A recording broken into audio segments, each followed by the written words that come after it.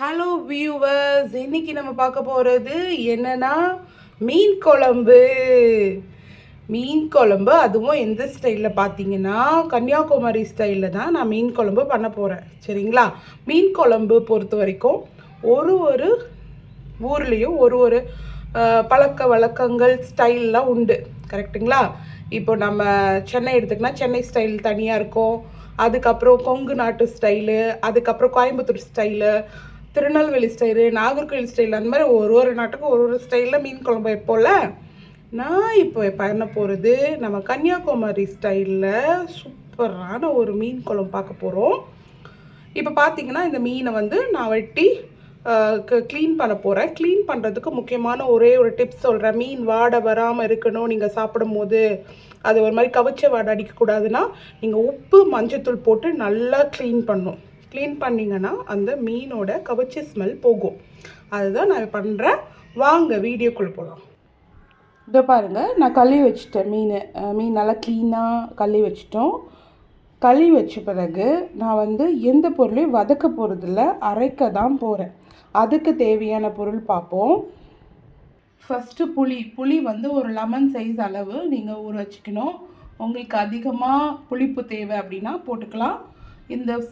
இந்த குழம்பு பார்த்திங்கன்னா ரொம்ப புளிப்பாகவும் இருக்காது, ரொம்ப என்ன சொல்கிறது புளி கம்மியாகவும் இருக்காது, கரெக்டாக இருக்கும் புளி. அதனால் புளி வந்து உங்களுக்கு தேவையான அளவு. நான் வந்து ஒரு பெரிய லெமன் சைஸ் அளவு புளி எடுத்திருக்கேன். மீன் பார்த்திங்கன்னா 1 கிலோ மீனுக்கு ஒரு பெரிய லெமன் சைஸ் புளி. இந்த புளி கரைச்சி இந்த மீனில் ஊற்றிட்டோம் 1 கிலோவுக்கு. இப்போ நான் என்ன பண்ணுறேன், ஒரு நல்ல நார்மல் சைஸ் மீடியம் பழுத்த தக்காளியை வந்து நல்லா பிசைஞ்சு கையால் பிசைங்க, அப்போ தான் டேஸ்ட் வரும். கத்தியெல்லாம் கட் பண்ண வேணாம், நல்லா பிசைஞ்சு அதுக்குள்ளே போடணும். நம்ம கையால் பிசைஞ்சு போட்டு இந்த மீன் கூட சேர்த்து போட்டுடணும். இப்போ நம்ம அரைக்க வேண்டிய மசாலா என்னென்னு பார்த்துடலாம். தேவையான முக்கியமான பொருள் பார்த்திங்கன்னா சின்ன வெங்காயம் ஒரு 5-6 பல், அதுக்கப்புறம் பார்த்திங்கன்னா தக்காளி, தேங்காய், இது கூட மிளகாத்தூள், தனியாத்தூள் வேணால் தனியாத்தூள், இல்லைன்னா தனியா, மிளகு, சீரகம், மஞ்சத்தூள், உப்பு, இதை போட்டு நல்லா மையனா நல்ல நைஸாக அரைச்சி எடுத்துக்கணும். தேவையான அளவு தண்ணி லைட்டாக ஊற்றிக்கலாம். ஓமம் வேணும்னா நீங்கள் போட்டுக்கலாம், வேணான்னா ஸ்கிப் பண்ணிக்கலாம். நாங்கள் இன்றைக்கி ஓமம் போடல. உங்கள் வீட்டுக்கு நல்லா ஓமம்லாம் பிடிக்கும், ஓமம் வாசனைலாம் ரொம்ப பிடிக்கும்னா இதில் லைட்டாக ஓமம் நீங்கள் சேர்த்துக்கலாம். வெந்தயம் லைட்டாக போடணும். இந்த மசாலாலாம் அரைக்க போகிறோம். தேவையான மசாலாலாம் போட்டுட்டேன். இப்போ நம்ம இதை அரைக்க போகிறோம். நல்ல நைஸாக மசாலாவை நம்ம அரைச்சிட்டோம். இந்த மசாலாவை நம்ம எடுத்து இந்த மீன் குழம்போடு கலக்க போகிறோம். மசாலாவை அரைச்சி நான் இதில் ஊற்றிட்டேன். அது கூட ஒரு 2 பச்சை மிளகா முழுசாக வெட்டி போட்டுடணும். அதுக்கப்புறம் தேவையான அளவு உப்பு, கல்லுப்பு. நல்லா நோட் பண்ணிக்கோங்க, நான் இன்னும் ஸ்டவ்வு பற்ற வைக்கல. வெறும் நம்ம மசாலாவை தான் நம்ம மீனோட கலக்கி வைக்க போகிறோம். இப்போ தான் நான் மீன் குழம்பை நான் ஆன் பண்ணியிருக்கேன். மீன் குழம்புக்கு தேவையான உப்பு, உங்களுக்கு தேவையான திக்னஸ் வேணும்னா பண்ணிக்கலாம். எங்களுக்கு கொஞ்சம் தண்ணியாக ஊற்றி சாப்பிட்டா தான் பிடிக்கும். அதனால் கொஞ்சம் மிதமான தண்ணி ஊற்றி நான் இந்த மீன் குழம்பு மாதிரி வைக்க போகிறேன். இன்னும் உங்களுக்கு திக்காக வேணும்னா நீங்கள் தண்ணி நிறையா ஊற்றிக்க வேணாம். இந்த மீன் குழம்பு வந்து ரொம்ப டேஸ்ட்டாக இருக்கும். இப்போ தான் ஸ்டவ் பற்ற வச்சேன். நல்லா கொதித்து ஒரு 10 நிமிஷம் நீங்கள் சிம்மில் அது நல்லா கொதித்து ஓரளவு வற்றி வரும்போது தான் நீங்கள் ஆஃப் பண்ணணும். பாருங்கள், நல்லா கொதிக்குது. நம்ம கொதிக்க ஆரம்பித்தோடனே மீடியம் ஃப்ளேமில் வைக்க ஆரம்பிச்சிடுவோம்.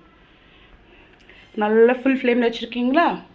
இப்போ கொதிக்க ஆரம்பித்தோடனே நம்ம ஒரு மீடியம் ஃப்ளேமில் வச்சுட்டு ஒரு 10 நிமிஷம் இன்னும் நமக்கு கொதிக்க விடணும். இன்னும் தண்ணி வற்றணுன்னா நீங்கள் இன்னும் கொஞ்சம் நேரம் கூட கொதிக்க விடலாம். மீன் வெந்துடும். அதுலேயே நிறைய பேருக்கு டவுட் இருக்கும், மீன் பொடிஞ்சிரும் அப்படின்னு சொல்லிட்டு. எப்போவுமே நம்ம வந்து லாஸ்ட்டில் தான் மீன் போடுவோம். ஆனால் இதில் மீன் பொடியாது. மீன் நல்லா துண்டு துண்டாக லட்டு மாதிரி இருக்கும். அதனால் நீங்கள் வந்து இப்படி இந்த மெத்தடில் செஞ்சீங்கன்னா மீன் வந்து பொடியாது, நல்லா டேஸ்ட்டாகவும் இருக்கும் குழம்பு. மீன் குழம்பு ரெடி. நான் இட்லி தோசை நைட்டுக்குலாம் யூஸ் பண்ணுறனால கொஞ்சம் தண்ணி கன்சிஸ்டன்சியில் நான் இன்றைக்கி மீன் குழம்பு வச்சுருக்கேன். உங்களுக்கு வேணும்னா இன்னும் திக்காக நீங்கள் வச்சுக்கலாம். முக்கியமாக இந்த மீன் குழம்புல ஒரு சொட்டு எண்ணெய் கூட சேர்க்கலைங்க நாங்கள். ஆனால் உங்களுக்கு என்ன வேணும்னா மீன் குழம்பு இறக்கிட்டோன்னே அதுக்கப்புறமா தனியாக தாளித்து எண்ணெய் ஊற்றிக்கலாம். ஆனால் எப்படியே கூட சாப்பிட்டாலும் டேஸ்ட்டாக இருக்கும். நாங்கள் நிறைய வாட்டி நீங்கள் இந்த மீன் குழம்பு வச்சோன்னா மோஸ்ட்லி நாங்கள் தாளிக்கவே மாட்டோம். அப்படியே மீன் குழம்பு ரெடி ஆகணும்னா அப்படியே சாப்பிடுவோம். ரொம்ப டேஸ்ட்டாக இருக்கும். நான் மீன் எடுத்து காமிக்கிறேன். உங்களுக்கு சில பேருக்கு டவுட் இருக்கும், மீன் இன்னும் இவ்வளோ கொதிக்குது பொரியலையான்னு. பாருங்கள், மீன் எவ்வளோ சூப்பராக செம்மையாக இருக்குது.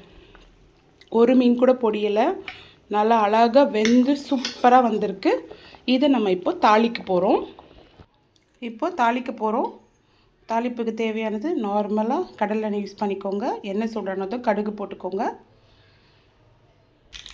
கடுகு போட்டாச்சு. உங்களுக்கு தேவையான அளவு கருவேப்பிலை போட்டுக்கோங்க. ஒரு கை நிறைய நான் கருவேப்பிலை போடுறேன். கருவேப்பிலை நல்லா பொரிஞ்சிருச்சு. அதை இந்த குழம்பு மேலே ஊற்றணும்.